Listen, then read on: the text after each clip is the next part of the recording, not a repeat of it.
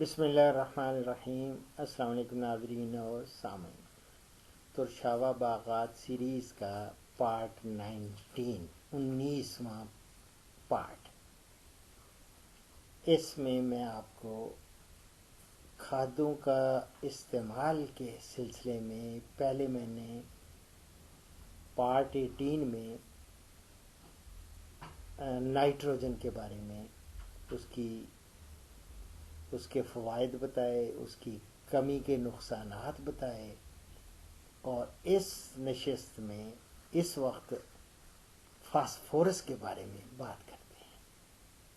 Phosphorus کے فائدے کیا ہیں؟ یاد رکھیں، جو پودوں کے سیلز ہوتے ہیں نا، خلیے ان کو کہتے ہیں، اس کی ڈویژن جو ہوتی ہے یعنی تقسیم اور جڑوں کی نشو و نما میں اہم کردار ادا کرتی ہے فاسفورس۔ اور فوٹوسینتھسس یعنی ضیائی تالیف جس کو کہتے ہیں، اس کے عمل میں انزائمز کے کردار اور گلوکوز کے بننے اور اس کی نقل و حرکت میں معاون ہوتی ہے یہ فاسفورس۔ اور ترشاوا باغات میں جب ہم دیکھتے ہیں فاسفورس کے فوائد، تو پھل کو کیڑے سے بچانے اور صحت مند بنانے میں مدد دیتی ہے فاسفورس، اور پیداوار میں اضافہ کے لیے بہتر کردار ادا کرتی ہے، اور جڑوں کے نظام کو بہتر کرنے میں قابل ذکر کردار ادا کرتی ہے۔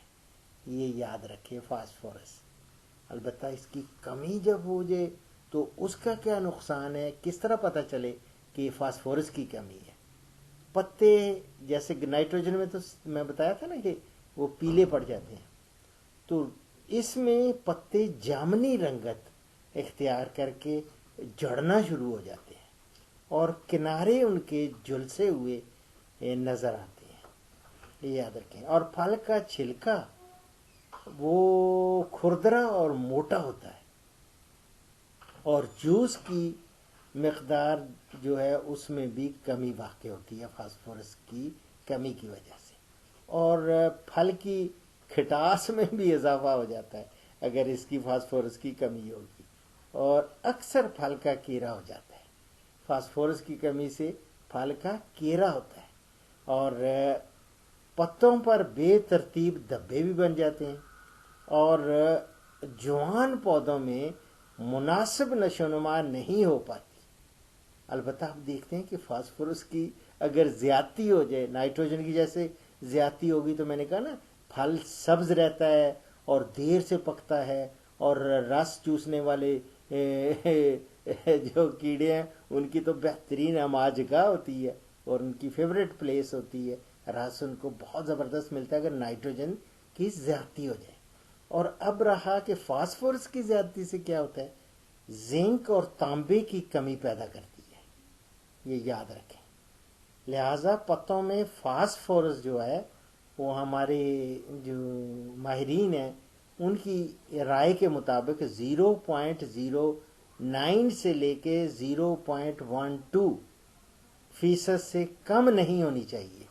یہ ہے میری جان، یہ ہے فاسفورس کی، یہ آپ کو میں نے بتایا۔ اب اس پروگرام کا اختتام ایک حدیث مبارک پر کرتا ہوں۔ اللہ اکبر کبیرہ۔ حضرت ابو سعید خدری رضی اللہ تعالی عنہ سے روایت ہے کہ نبی اکرم صلی اللہ علیہ وسلم نے فرمایا، جنت اور دوزخ میں جھگڑا ہوا۔ جہنم نے کہا میرے اندر سرکش اور متکبر انسان ہوں گے، اور جنت نے کہا میرے اندر کمزور اور مسکین لوگ ہوں گے۔ چنانچہ اللہ نے ان دونوں کے درمیان فیصلہ فرمایا۔ جنت سے کہا، تو اے جنت تو میری رحمت ہے، تیرے ذریعے سے میں جس پر چاہوں گا رحم کروں گا۔ اور دوزخ سے کہا، تو جہنم میرا عذاب ہے، میں تیرے ذریعے سے جس کو چاہوں گا عذاب دوں گا، تم دونوں کا بھرنا میری ذمہ داری ہے۔ یہ میں مسلم سے کوٹ کر رہا ہوں۔ دعاؤں میں یاد رکھیں. فی امان اللہ.